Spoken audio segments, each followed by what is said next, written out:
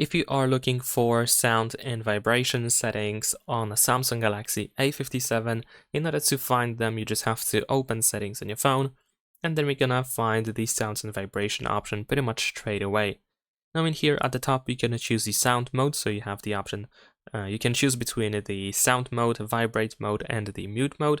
The silent mode or mute mode can be toggled temporarily if you enable temporary mute over here, and then you can choose for how long.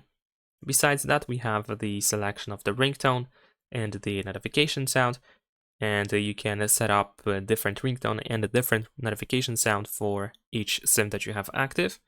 We can also go to the system sound in order to manage these sounds over here, so you can turn them on or off.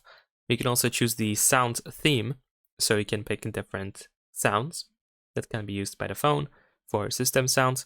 We have the volume section where we can adjust the volume of pretty much everything that we have on our phone. We have the vibration section where we can adjust call vibrations. We can manage vibration for notifications.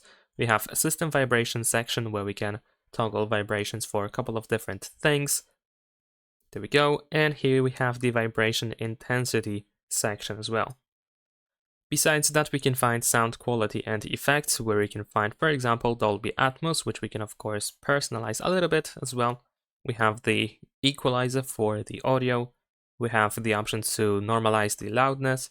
We have app sound settings and the adapt sound option. In this case, we need to grant the permission. And there we go. So if you need to make some adjustments for the sound, then you can do so over here. There's also the UHQ upscaler, however, it works or it is accessible only if you wear headphones. There is also the separate app sound option as well, so you can play media sound from apps separately. I mean, you can adjust the sound, the volume of the sound separately. And that is pretty much all sound and vibration settings that we have on this phone. Leave a like and subscribe.